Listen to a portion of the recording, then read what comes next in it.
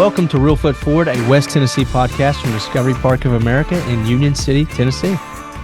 Thank you, Zach, and welcome everyone to Reelfoot Forward, where we explore the history, the people, and the culture of our home here in our beautiful community in Northwest Tennessee. I'm your host, Scott Williams. Okay, Zach, before I introduce this next episode, what is something you discovered this week at Discovery Park of America?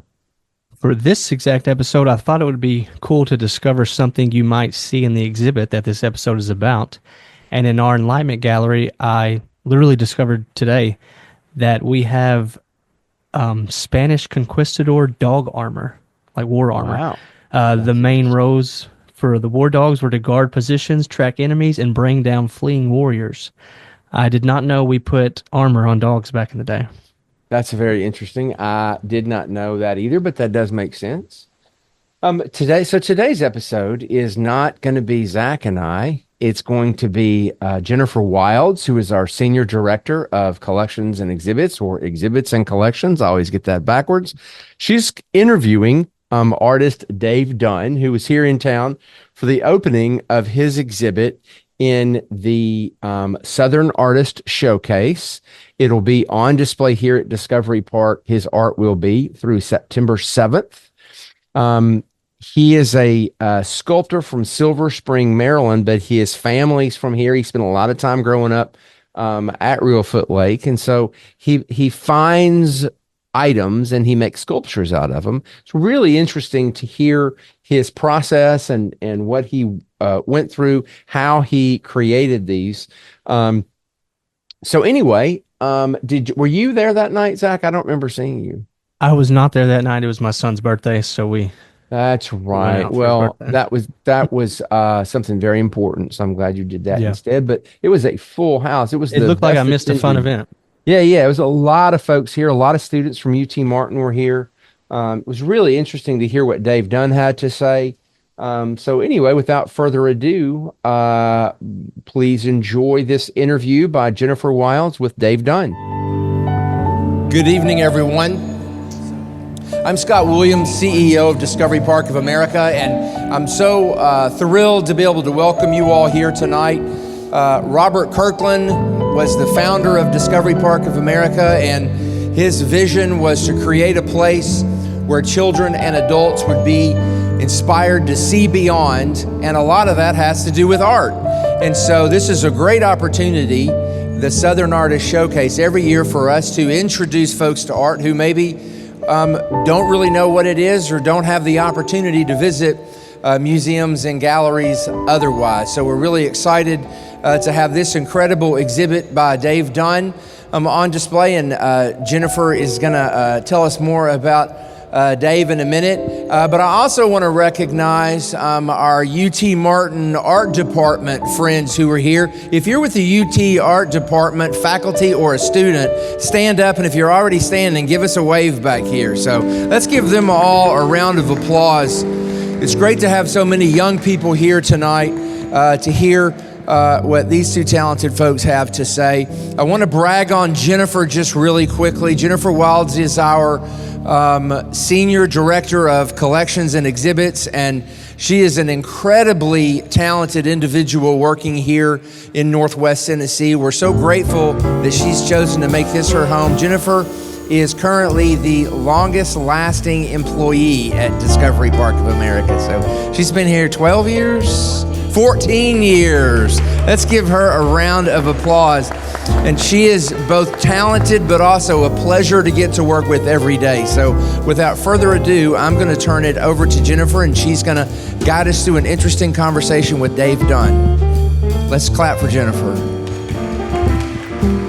Thank you, Scott. And thank you to everyone, again, for being here tonight. Especially thank you to Dave Dunn, who's sitting next to me. He drove hours and hours and hours to deliver his sculptures here, as well as himself. So we're very appreciative that you're still with us here tonight, but that you are willing to participate in this exhibit. So Dave is our featured artist for Discovery Park's 2025 Southern Artist Showcase. And he is a metal sculptor based in Silver Spring, Maryland, and creates creature sculptures by welding together new, found, and repurposed metal objects like chains, forks, and bicycle parts. This collection is titled Reelfoot Critters, and it's inspired by his childhood summer visits with family in Hickman, Kentucky, with days spent on the Mississippi River and at Reelfoot Lake. So Dave, we just wanted to have a bit of an artist chat with you, and I thought we could just jump right in with some questions that I have for you, if that's all right. Perfect. So I did want to start by just welcoming everyone here. Thank you for friends and family for coming to share this moment with me, and especially special thanks to my fellow artists in the audience as well. It's always good to see so many of you guys, and I hope whatever medium you're in, that you guys are just pushing it. Wonderful. So really, I just wanted to ask you first, how did you even find yourself in the art world? Was there something that inspired you early on that eventually led to you wanting to be an artist? I walked into the sculpture department at the College of Charleston and saw a welding machine and a gas forge, and pretty much was, well, what's that? And they explained it to me, and I was like, this seems interesting. How does one get into this? And I just kind of switched majors here. I originally was in backstage tech theater, so I was running props and keeping people's hands off prop guns and swords and what have you, and just kind of wanted to do something a little bit more creative. Was there something specific that drew you to welding and metal? Honestly, it was just the process of it. I really enjoyed watching some of the welding students kind of use the machine and watching the sparks kind of fly, and I was really entertained with some of the projects the TA Josh was doing with the forge. He was forging like mosquito legs for a big mosquito sculpture he was making, and he was that kind of got me talking to him for about 20-30 minutes about the whole process, and that was definitely an eye-opening conversation. I know you had mentioned before to me that you're interested or you were drawn to medieval armor. Did that have anything to do as well with you wanting to work with metal? Absolutely. Exploring castles with my parents at a very young age in Europe, they have a lot of exquisite displays of armor on display, and a lot of them are either detailed or they're just plain weird in their shape, and I was very interested in how they would shape something like that to actually fit a human being from a flat piece of steel or whatever they were working with. So definitely had an early influence in my work of using some armor bits or helmets that I would buy and try to chop up and turn into I have one alligator in New Orleans that is entirely, I bought a 14th century full suit of armor from head to toe and chopped it up and turned it into an alligator. So kind of fun. So for the most part, people can imagine what goes into creating a drawing or a painting, but with your particular medium, it's a little harder to picture.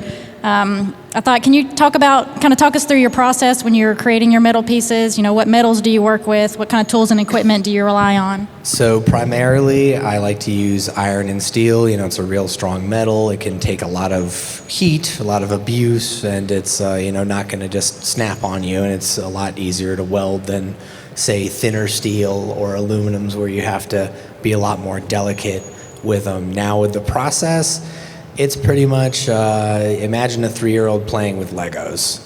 You're not really sure what they're going to come up with, but you're pretty sure it's going to be interesting. And when you own a plasma cutter, well, if you don't like something, it's just as easy as snipping it right off the sculpture and putting it somewhere else. So when you have that power to really edit your metal from one way or another, there's a lot of freedom to what you can do with it. Can you talk about the painting process? Because I feel like that's such a unique thing that I've learned about, and I don't think it'll be obvious to everyone here what went into that.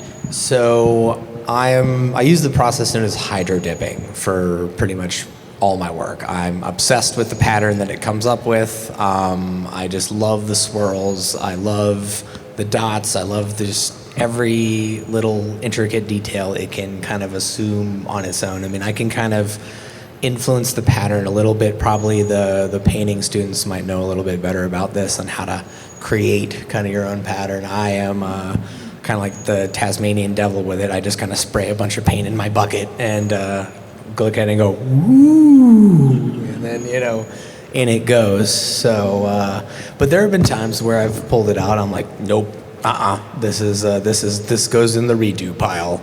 So, but it's just fun to I really just like to play and experiment when it comes to color.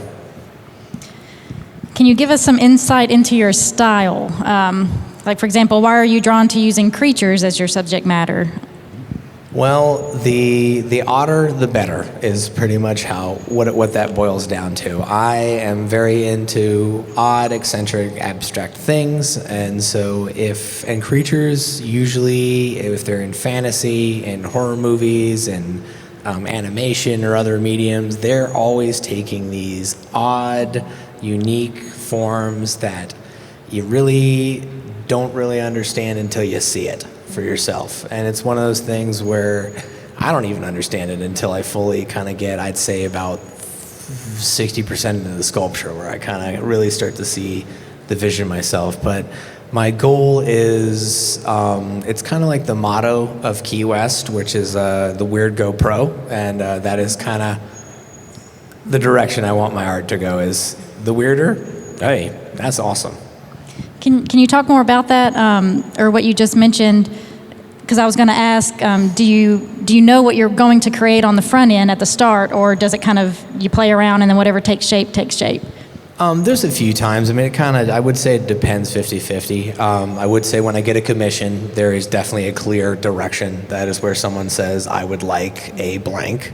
When I'm creating on my own, I would say it depends on the mood I'm in. There are some pieces, like for example, like the ducks that are on display, where I kind of said, well, I'm going to make a duck. And I know what a duck looks like, and I'm going to try to capture the form of the duck. But there are a couple pieces, like the squid night over there, where I was like, I would like to make something odd, weird, doesn't make a whole lot of sense, but, you know, makes me kind of smile at the end of the day. So I kind of just started putting armor pieces together. Didn't really have a form until, you know, I probably got the left pauldron on, and I was like, okay, this is going to be a knight sculpture, but something needs to happen to the face, so it can't have a historical helmet. It's got to have fantasy element to it. So there are times where it just develops on its own, and times where I definitely have a direction that I want to go in. And about how long does it take you to make a piece? I would say about a week is about the shortest amount of time I can spend on a piece, you know, full week. And that is, you know, designing it, getting the pieces together, welding it all together. But there are times it'll probably take me about a good 2-3 weeks to really suss out and figure out a piece from start to completion. Is there a piece with this collection here, or maybe something in your past that you felt it was difficult, like the metal didn't want to manipulate like you wanted it to? Definitely. The first time I tried dragonflies, actually, I was using a really thin metal for the wings, and it was just extremely hard to weld. The first one I did, I was actually able to muddle through it and get, you know, my temperatures right and figure it out, but that took me about 3 hours to really play around and get the right look I was going for, and, you know, not absolutely just look like I had just sneezed metal glue onto the sculpture. So, is there a type of creature that you never want to make again? And I'll prompt you with a story you told me about grasshoppers. Definitely would be grasshoppers. There was a time where I did a like bug collection, and I made one grasshopper, and it was bought. And for the next 3 months, everybody wanted grasshoppers. And I tried to be like, but what about the birds? What about the octopuses? What about the crabs? And people would go, well, that's nice, but I want a grasshopper. So I went to one show and I brought a couple of grasshoppers, but people had not known that I had doubled the price. And when people were like, well, why are the grasshoppers so expensive? I was like, you want the private collector's item? You pay the private collector's price.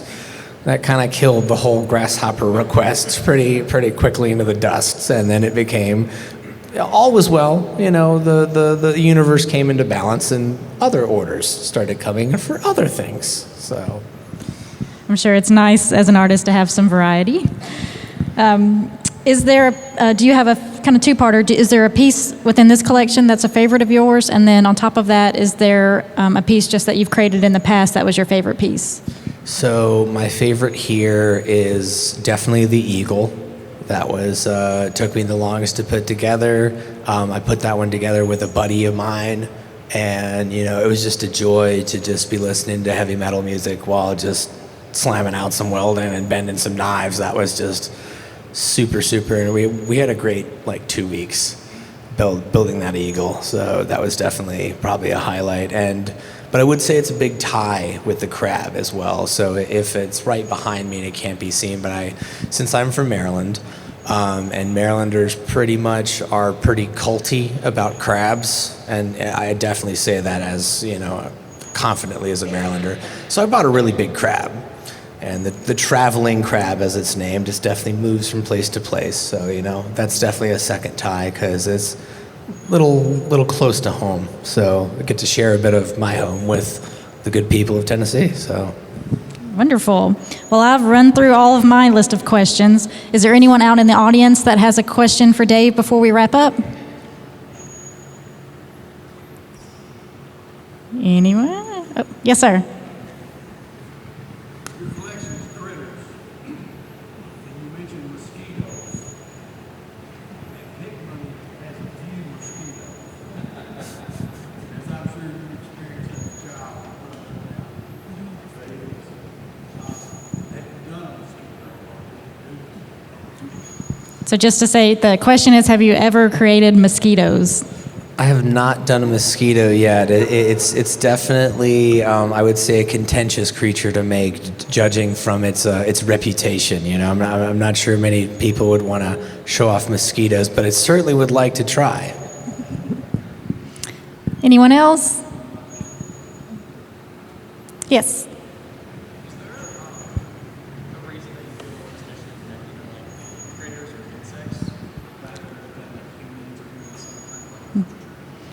So the question is there a reason why Dave is more attracted to critters or insects as opposed to a human form?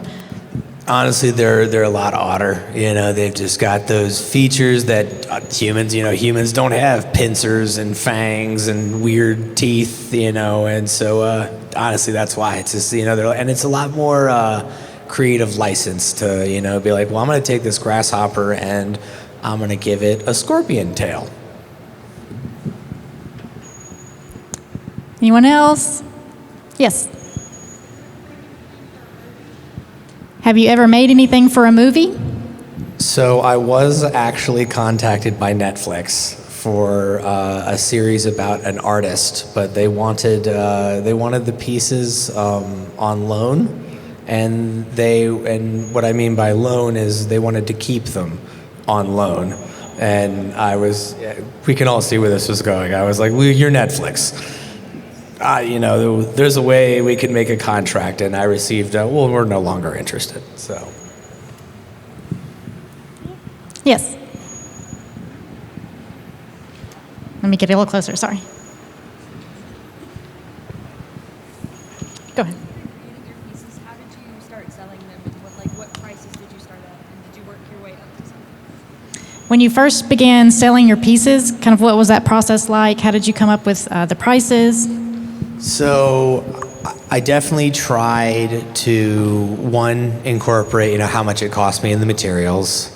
And it was pretty much a mix between the cost of materials and the mix of my skill level. So since I was kind of an emerging artist, I was like, okay, I'm not really gonna, charge very much. I want to charge, some money, a couple hundred, because metal's expensive. But I think the first show I did, my price range was around $200 to $500 for stuff, and then as I kind of went year in year, I kind of increased, and then after about 7 years, that's when I was pretty confident, where I was like, look, man, it's got to be $1,000 as my minimum, and we can come to a agreement of lower pieces, but nothing under 500. So. Okay. Any other questions? Yes. And I probably should have stayed out there. Do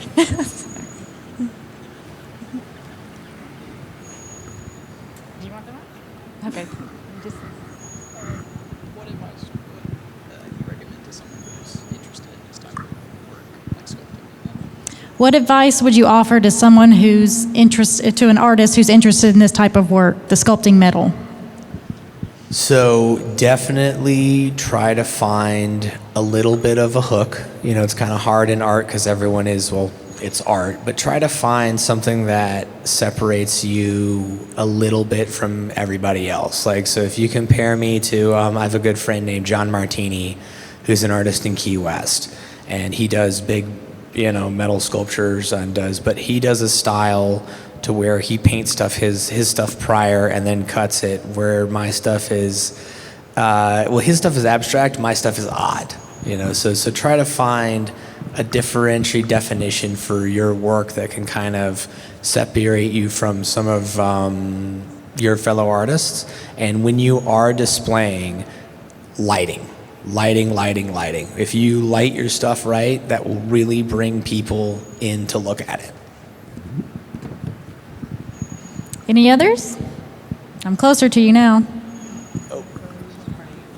There's one right in front yes, of you. go Jen. ahead. Would you like the microphone? Oh, okay. What would you say is like your biggest inspiration, like artist-wise, throughout history, or maybe even modern artists?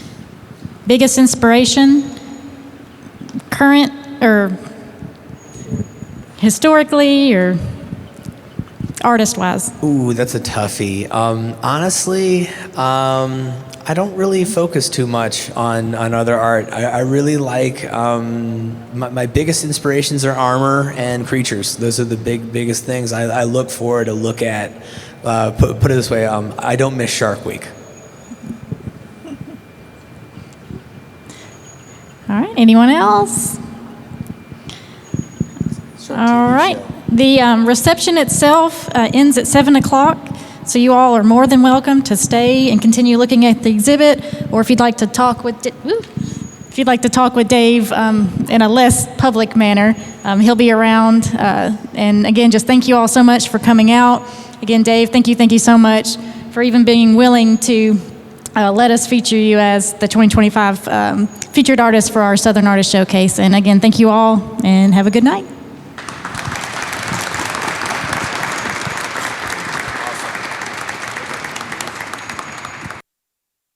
Thanks to all you listeners who've joined us today at Discovery Park of America. Our mission here is to inspire children and adults to see beyond. To plan an experience here for you and your family, visit discoveryparkofamerica.com.